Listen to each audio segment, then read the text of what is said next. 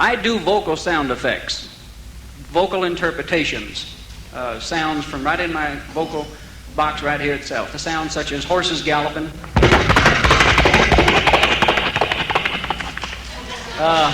Oh, you like it, huh? And water gurgling, you know, when you pull the cork out of the bottle.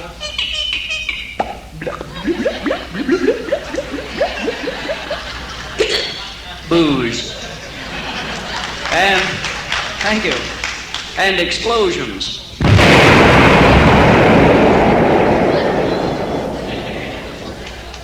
There goes Cuba. Thank you. Now, whatever you're doing here tonight, hurry. You know, if you're going to applaud, hurry, because the light's going to fade this suit.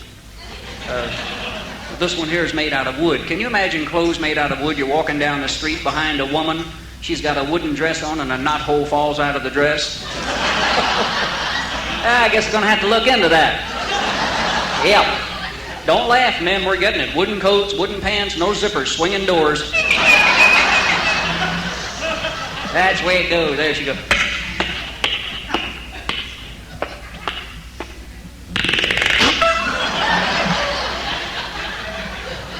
Rough on her back there a little bit. Now, I like to take sound effects and put jokes in them. I like to take jokes and put sound effects on them. I goofed. I do that deliberately, you know.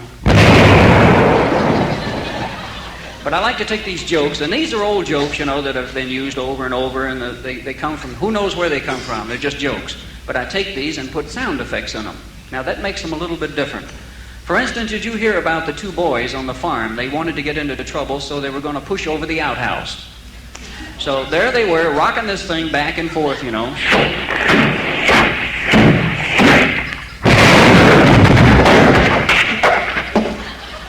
And then they run back into the house, you know. Right behind them, here comes the father. They open the door and go in. Right behind them, the father. He gets them in the corner, you know. Okay, who did it? The two kids look at him and says, did what? And he says, pushed over the outhouse, that's what. And they said, well, we did. And he says, well, I'm going to whip you for it. And they said, oh, wait a minute, hold on. George Washington chopped down a cherry tree. He told the truth, they didn't whip him. He said, that's right. But his father wasn't in that cherry tree either.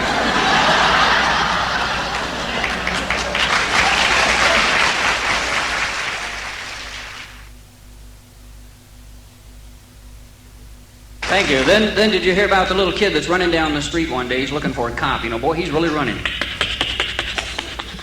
Finds the cop and he says, officer, he says, come back to the bar with me real quick. My father's in a fight. So they run back down to the bar, you know. Go through the swinging doors. They get in there, and here's three guys about to kill each other. There's a real, boy, this is a battle.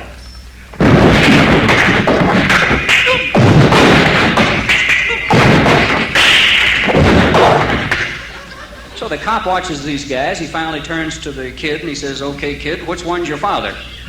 The kid looks at the cop, and he says, I don't know. That's what they're fighting about.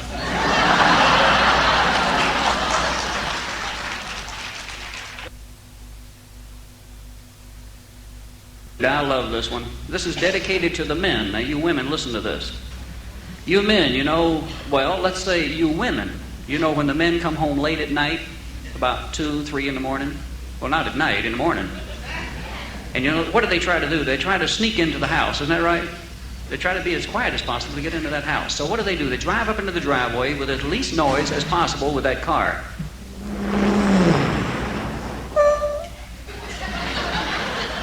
Then they open the door real carefully.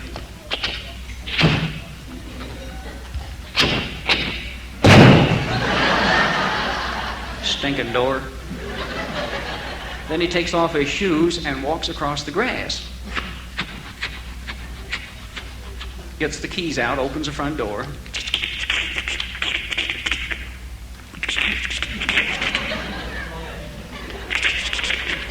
Damn it.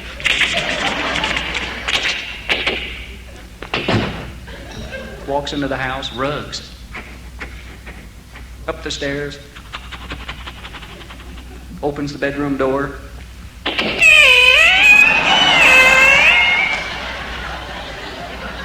He was supposed to oil it, you know. Then he tiptoes over to the bed, pulls back the covers, puts one foot in the bed. All of a sudden the wife sits up. She yells at him, "Where you been?" Just scares the daylights out of him. Now here is the answer, men. The next time you come home late, drive up into the driveway. Don't be squeamish about it. Drive into the driveway. Go right on into the garage, even if the door's closed. Climb out of that car and slam the door. Walk down the sidewalk. Don't walk on the grass. If the dog barks at you, shoot him. Walk on up to that front door. Don't use a key. Pull the doorknob off. Then walk right on into the house. Don't worry about the rugs.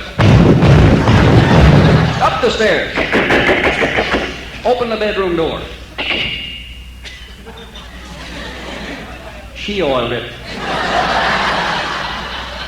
Then go stomping right over there to the bed. Throw out both arms and just shout it at her, you know. "Lover, here I am."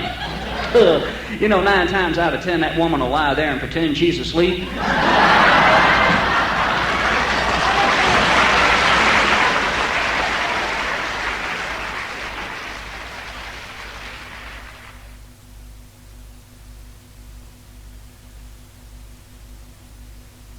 Now, I'm going to tell you something here that you're not going to believe. Now, this is a little bit on the fantastic side, but it's true. I have an automobile, and I think I kind of shook up a few people coming over here tonight. I saw their heads spin around. And what this is all about, you see, I have an amplifier in the car under the dashboard. There is a... Oh, you figured this one out, huh? I have a microphone mounted over the instrument panel and a bullhorn loudspeaker mounted in front of the radiator behind the grill. Now, you've heard some of the sound effects that I do. Can you imagine these sounds coming out of the front end of the car as I'm cruising down the Dan Ryan Expressway or something like that? And I'm the type that do it. Yes, sir, I sure get a kick out of this. And you know I do this because the other people seem to get just as big a kick as I get out of it. They don't believe it. They'll get me one of these days. But let me tell you about a few of these little episodes, and these are true. They actually happened.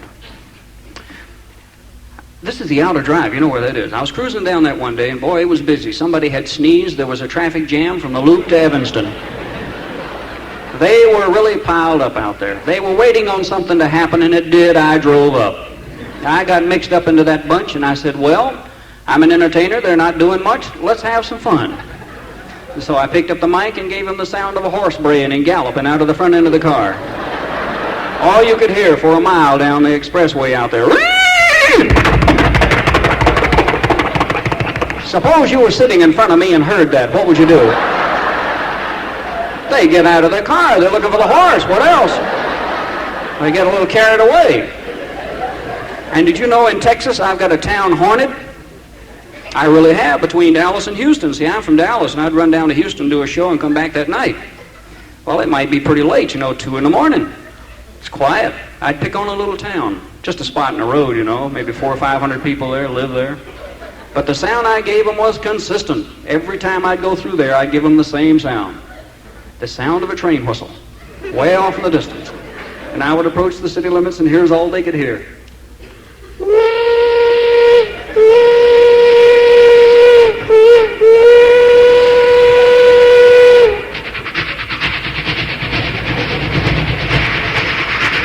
And I'd pass right on through that town. Well, I kept it up for 6 months, and I drove those people clear out of their cotton-picking skulls. They didn't have any tracks in that town. This is true. This hit the newspapers. It was written up as the Phantom Train rides again. And as far as I know, they're still out there cutting the grass looking for those tracks. I got one for you. I like to cruise down residential sections at 3 in the morning. You know, you hear about these neighborhoods that brag all the time about, oh, this is a wonderful place to live. We never have any trouble out here. We have no guards. The dogs don't even bark. Well, I got a hunch they must be bored. So I decided, well, I might as well live it up for them a little, you know, give them a little excitement out there. They've never had anything written up in the paper about their neighborhood, but when I get through, boy, they're going to have it. I cruise down there about 2 or 3 in the morning, give them a cop and robber scene, you know, ricocheting bullets and everything. And at 3 in the morning, it's the most wild sound you've ever heard.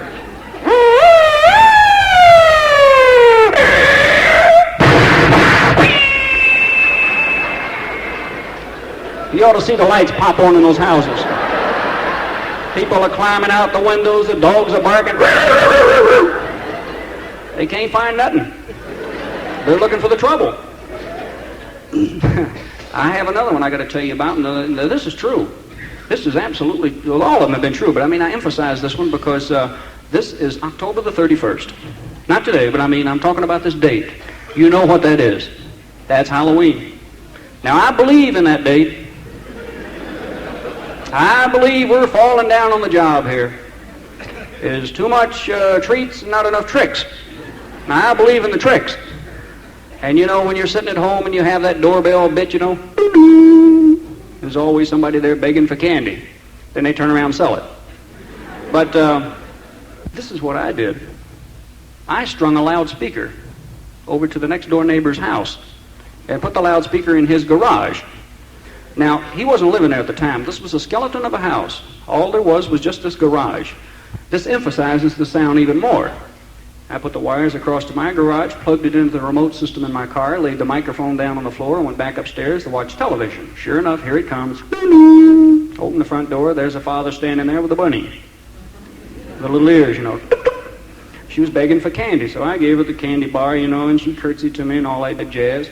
And the father said, thank you, and they closed the door, and they went back toward the car. Now, his wife was in the car waiting, engine running, you know, fast getaway. And I hurried back out to the garage as soon as I closed the door. I got in the garage, and I saw him. He was halfway between the house and the car. It was dark. It was cold. I picked up the mic, and I gave him the most blood-curdling sound you've ever heard. I gave him the sound of a big Alaskan baying wolf. And all he could hear, did you see the Hound of the Baskervilles last night? Here was that sound.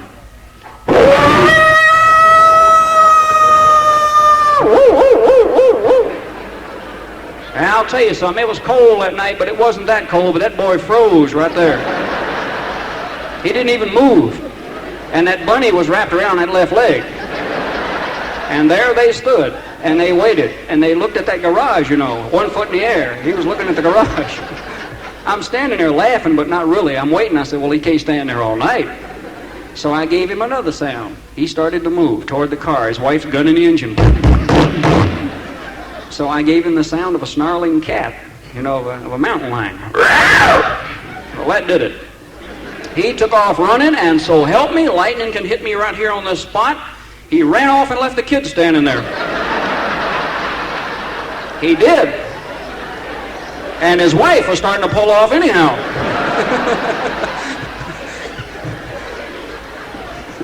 Can you believe that? Oh, well, that was my night. Now I got one more. I eased up to an intersection one day. I've got about 3 of these little doodads. I eased up to an intersection one day. Boy, it was busy. It was loaded out there with victims, or pedestrians. And they were walking back and forth. It was a busy, busy intersection. There was a cop out there directing the traffic, blowing his whistle, having a ball. And there was all these people there. And oh yes, the hot rodder. There was one at every intersection. Always one at every intersection. And there he was, sitting there gunning his engine, looking around for the jets. He's going to race them. Just waiting on the light. That's all that's holding him up. And I saw him and I said, well, now this does look like my day of glory. I'm going to get him. And when I get through with these guys, they turn in their driver's license.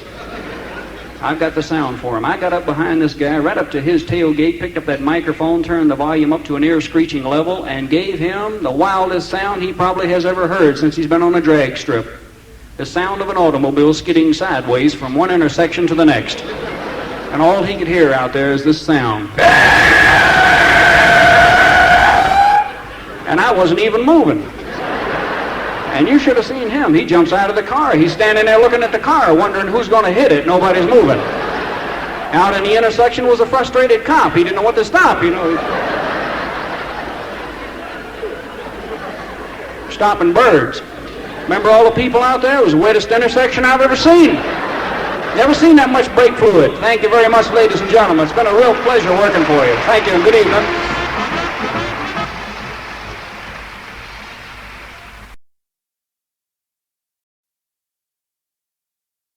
Well, I do all these sounds vocally. I use no props, no tape recorders, phonographs, tricks or gimmicks of any kind. This microphone I have in my hand is not a special mic, although it looks like a gun.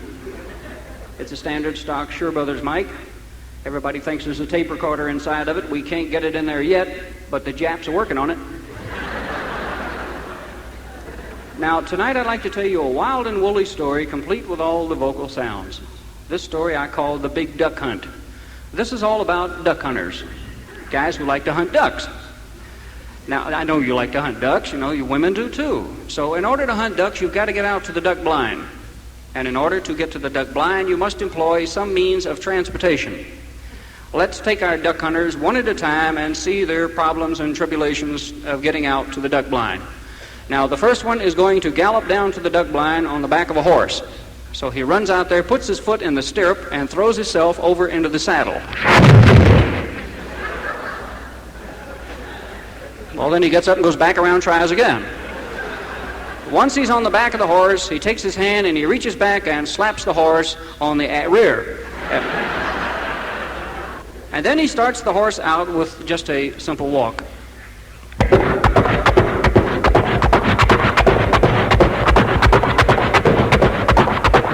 Now we bring the horse up to a trot.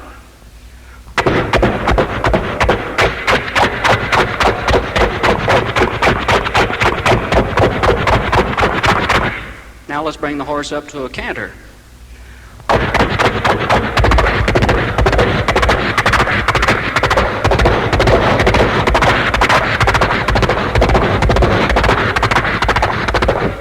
Now let's bring the horse up to a gallop.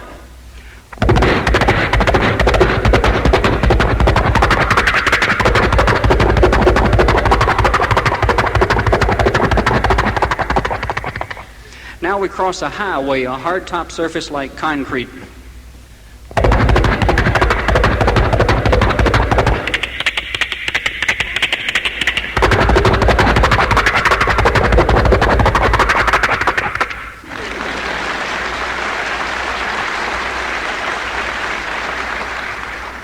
And now he crosses a bridge, a little swayback.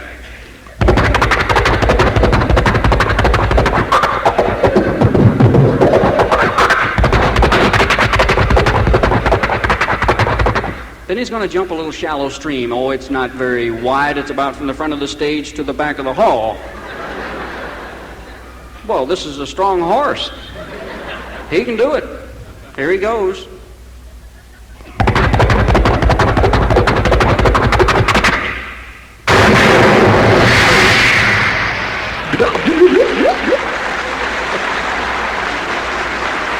Thank you.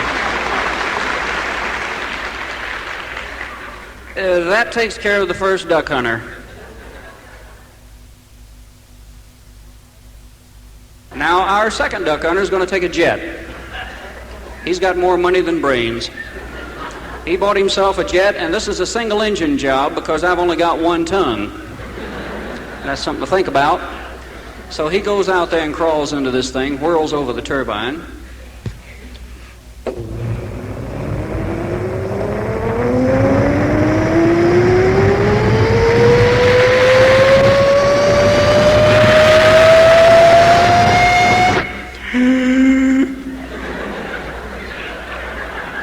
Well, it's either that or drop dead.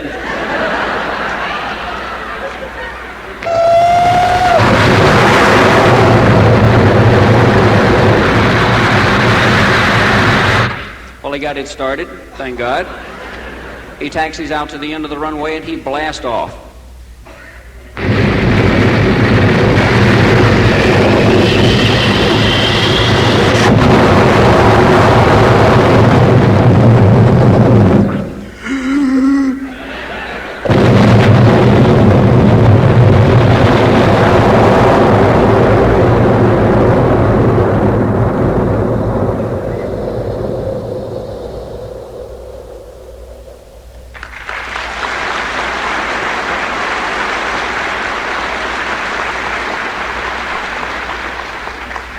Then he passes overhead and cuts in his afterburner as he heads for the duck blind.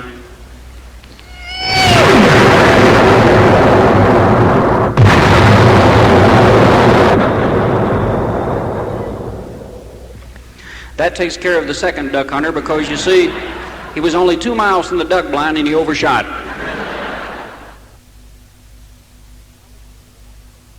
Now we come to the next duck hunter. This one's going to take the train. This is the big locomotive of yesteryear, the one with the steam whistle. Remember the whistle when you could hear it on a cold night and it gave you a lonesome feeling? Remember that sound? Well,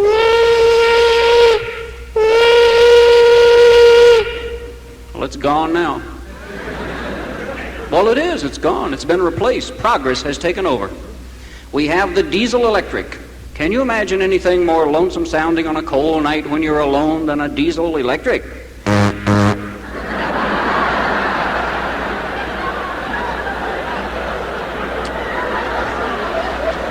Isn't that a gasser?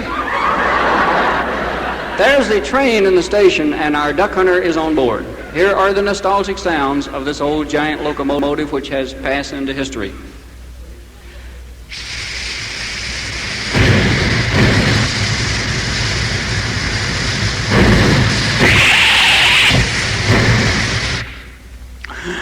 It's going to be a big one.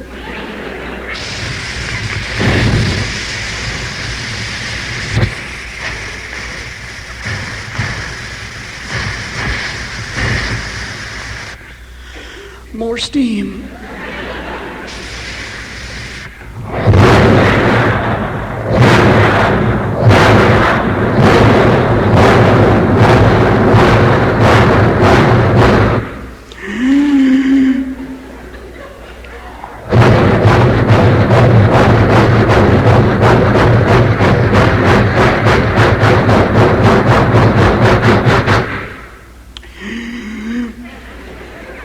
Well, it's a long train.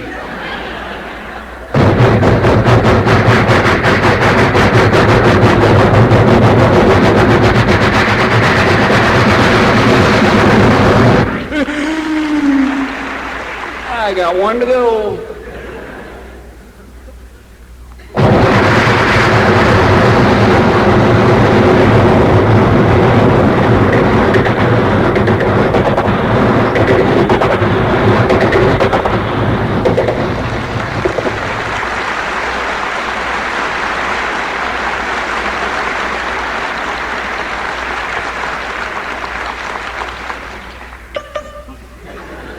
Now there's the train that's zooming right along. Our duck hunter's on board. He decides to go back to the bar, a dining car. And we hear him as he goes from car to car. You know, when you open the door and slam it and pass into the next car. Oh, here's the sound. Remember this one? This is the one that used to put you to sleep, the clickety-clicks of the wheels.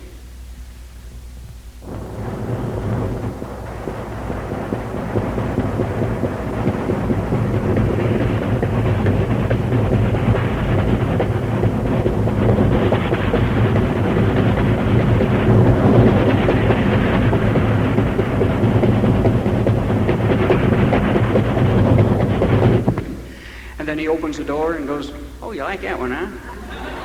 I like that. That was a sound. I'll never forget that. When I was in the Navy, 8 years, 7 on trains. How could I ever forget it? Now we open the door.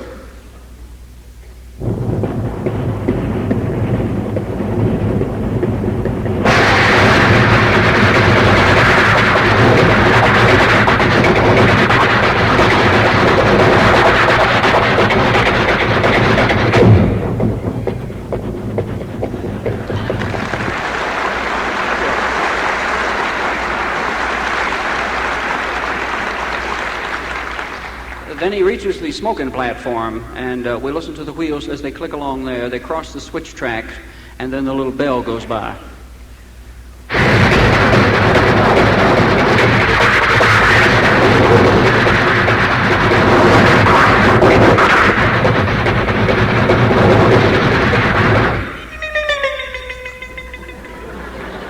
Crossing.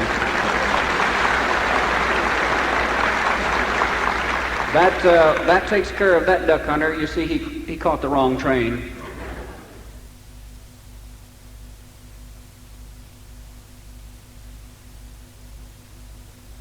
Now we go to the next one. This is where the fun starts. This one just bought himself a new car. He is proud of this. It's a bright red car. He parked it in front of the house so the neighbors could see it. This builds up the hate. There's the car. Oh, they do this. Oh, they do. They wave to the neighbors, you know, to get their attention. So he starts out of the house, going out to the car. Here he comes, walking across the living room floor, going outside. Opens the front door.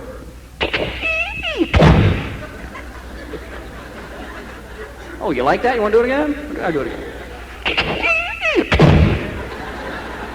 Oh, if you like it that much, I'll do it again. And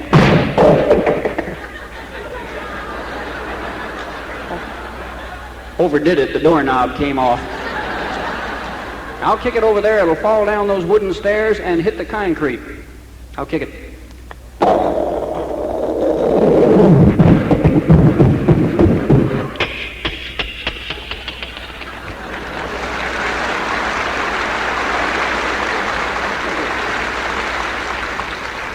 Then he steps out on the front porch, going out to the car.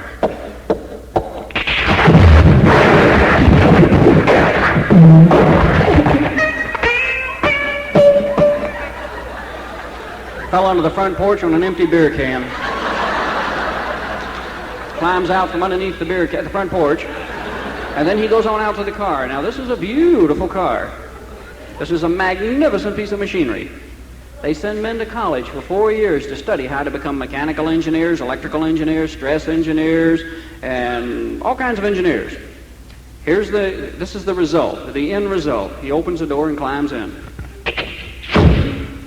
Checks the electric windows. You know, you push the little button and the windows go up and down electrically, occasionally.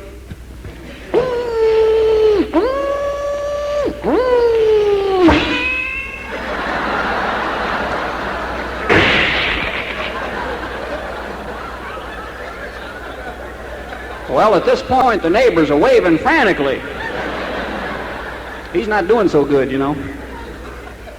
Well, those things happen like that. Then he gets the keys out and he tries the engine. Now, this is a magnificent piece of machinery. This is precision. This is better than a wristwatch. It's better than Cape Canaveral. No countdown. Takes the keys and tries the engine. 16-cylinder engine, 32 carburetors. Spares. Tries the engine.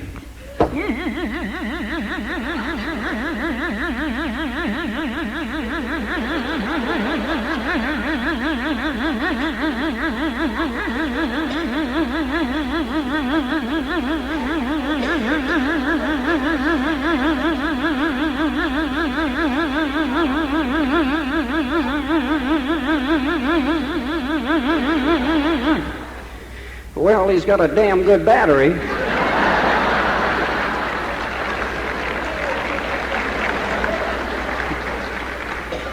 What this thing needs is a good, swift kick. Oh, I've got to tell you this. You know the most nauseating sound that was ever created by man? There is one. This is the most sound that was ever generated. It's a cold morning. You go out to your car. You climb into the car, get the keys out. Here is that unforgettable sound, or unforgivable sound.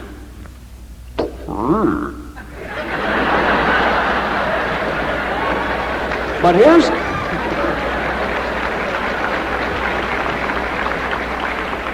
here is the worst part, and you know that automotive industry, as old as it is, haven't been able to figure this one out yet. Here is the worst part. That stinking thing is trying to start, and it's so cold that it keeps hitting on a different cylinder. And what do? I know what you do. You're pushing on the floorboard with both feet and pulling on the steering wheel. I almost pulled the steering wheel out of my car. Here's that sound. Oh, this is the morning you should have stayed in bed.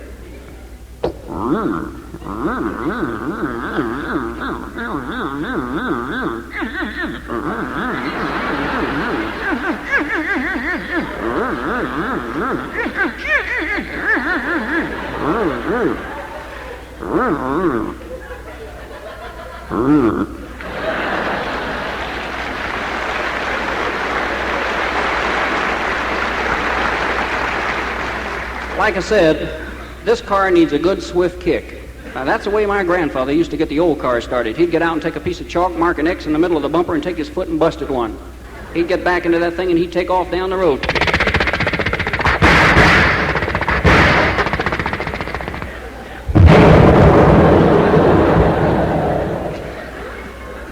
Well, he got it started anyhow. But that's what it needs now. In these new cars, you don't do this. You get out there and mark an X anywhere on that car, and you kick it, and you've had it. Do you know what takes place when you do that?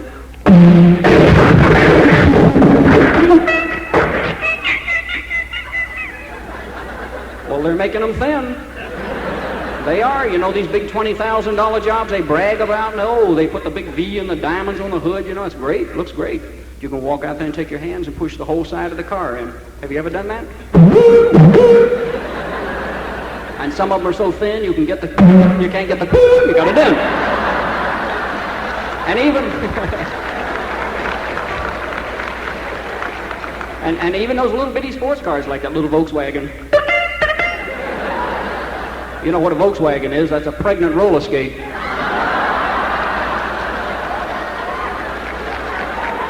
Well, this duck hunter's got to get this stinking thing started. We'll try it again.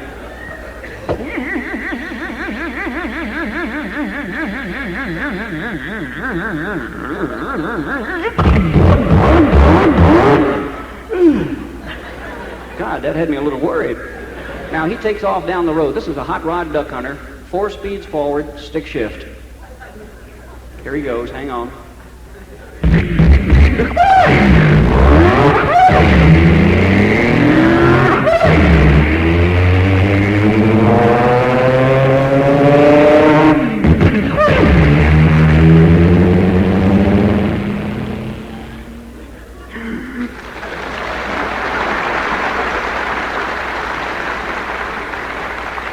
Did you get the last shift? I double clutched it.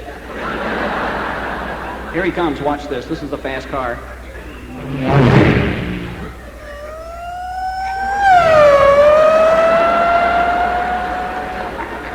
Radar buddies. Well, don't ever catch him. Here he comes again. He's cut in all of his afterburners, or carburetors. Now watch this. Boy, he's moving.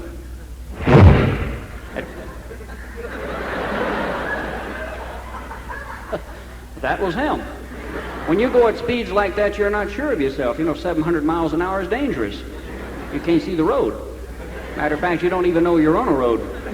Up ahead was a big sign. The sign says, stop, make a right-hand turn, dangerous curve. Really, there was a cliff there. Here he comes.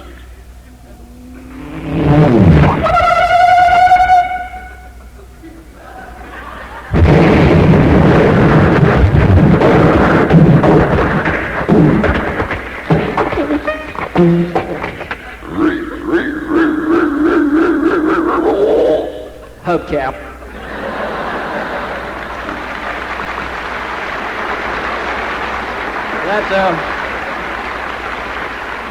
That takes care of that duck hunter. Now we got one to go. This next one's got it made. All he has to do is step off the pier into the boat. A very simple task. So he steps off the pier. Too simple, he missed. He climbs into the boat, he unties the boat, pushes it away from the pier. He has no worries because he's got an outboard motor. And all you got to do is pull that rope, the engine will start and take you out to the duck blind because that guarantee says it will. He pulls the rope.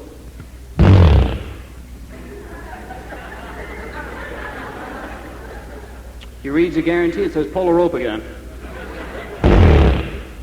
Turns the page, says pull the rope again. Turns to the last page and it says tear up the guarantee. What this thing needs is a good hard pull, and the way you do that is put one foot in the bottom of the boat and one on the transom. Grab a hold of that rope and pull. Put some elbow grease behind it.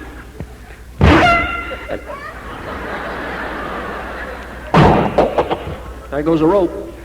Now, to get it started, you take off your shirt, $20 shirt, rip it up, make a rope. Wrap that around the flywheel and pull the shirt tail.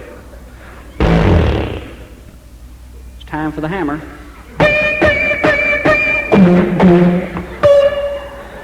It'll start now.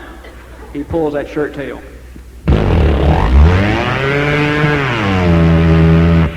When they do start, they sound like they're going straight up. Well, he takes off across the lake to the duck blind like all sane, courteous, responsible boatmen do.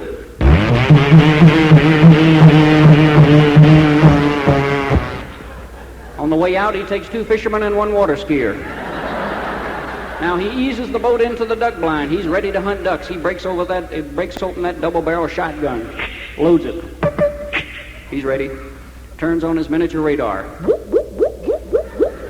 Sonar in the boat for the fish in case the ducks don't show up. He's ready. Comes the first duck.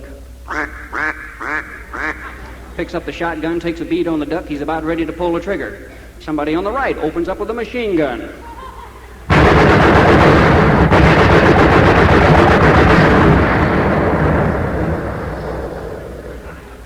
You think that's frustrating? Somebody on the other side opens up with a 40-millimeter cannon.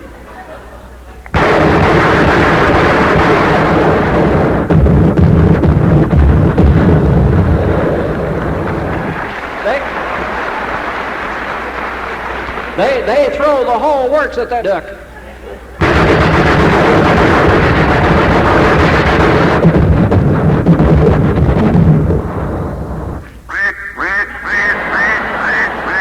And so ends the story of the big duck hunt. Thank you very much, ladies and gentlemen. Thank you.